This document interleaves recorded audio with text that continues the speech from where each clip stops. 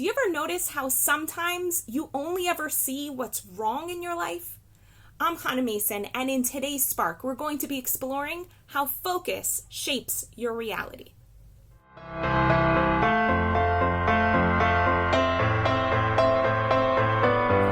About a decade ago, I got into a challenging situation with someone who I was really, really good friends with. This person was important to me.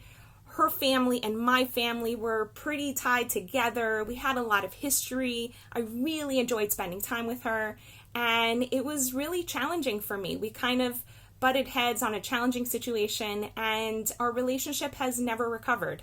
And now when I ever see this person, at best, we say hello. And I can't even begin to tell you how much this irks me. Like, it hurts so bad right here in the pit of my stomach. It's like every time I think about this person, it's like I just got punched in the stomach. And sometimes when I'm thinking about my life, all I do is think about this one person, and then everything else feels like it's crashing down. And as soon as I learned the 3 things that shape our emotional states from Tony Robbins, I got a new understanding of what's so problematic for me about thinking about this person. So as I mentioned in yesterday's video, the 3 things that shape our experience of reality are focus, language, and physiology. And today we're going to focus on the idea of focus. And so what I notice happens when I think about this one friend of mine is that I get kind of like tunnel vision in my focus, and I only think about them, and I only define myself in terms of this person. And this person doesn't like me very much. And what happens is, like, because they don't like me, suddenly I'm worthless, despicable, unlikable, shameful, want to crawl under a hole, like every yucky feeling you can imagine. And my guess is that you probably have one person in your life who also makes you feel pretty icky inside simply because they don't like you or they don't approve of something that you do. And the problem isn't whether someone likes you or not. It's more a matter of whether you choose to put your focus and attention on their opinion of you rather than either your opinion of yourself or in looking at the bigger picture of society. Now, sometimes if it just so happens that every single person you meet is a source of conflict for you, and you fight with them and bicker, and you seem to break all of your relationships. So, like, maybe they have something to teach you, and maybe there are things that you need to work on. But it's also possible that you have 1 or 2 individual relationships that might be full of strife and conflict, and it could be that it has more to do with the other person than it has to do with you. Or it could be that, you know what, you're not perfect, and you might still have some work to do on yourself. But it doesn't mean that you're like a disaster, worthless, despicable, blah, human being. It could just be that, just like the rest of us, you're human and you screw up, and the other person's also human and they also screw up. And so for me, whenever I think of this person, I notice that I have to kind of zoom out and look at my life as a whole in order to get myself into a positive state.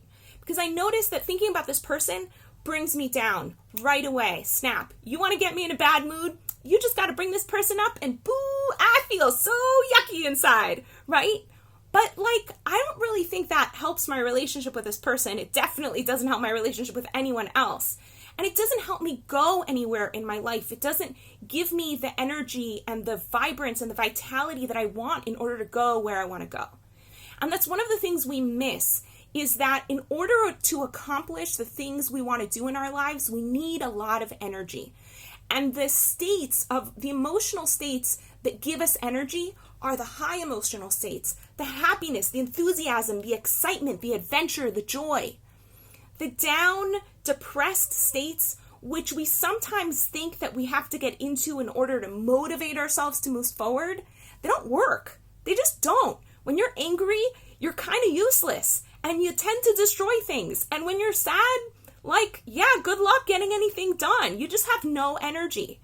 So remember that if you want to do amazing things with your life, you want to set goals and get yourself moving towards them, get yourself in a high state when you're setting the goals. Get yourself in a high state when you're making a plan for how to get to the goals, and get yourself in a high state for activating yourself to make those goals happen, because it's in that happy, high, peak, excited, enthusiastic state that the most amazing things happen in the world. And you know what? We need the gifts that you have to offer. And I'm so excited to see every bit of light from each one of you that comes as a product of you stepping up your game, focusing on the things that bring you joy, focusing on the things that bring you happiness, positivity, enthusiasm, excitement. A really cool tool you can use for this is something Tony Robbins calls stacking. So you can put your hands on your heart, close your eyes. You can even put beautiful, inspiring music in the background if you so choose, and think about a time in your life where you felt love towards another person, overwhelmingly beautiful love. And you imagine that time, and then you watch that moment in front of you and you bring it into your heart.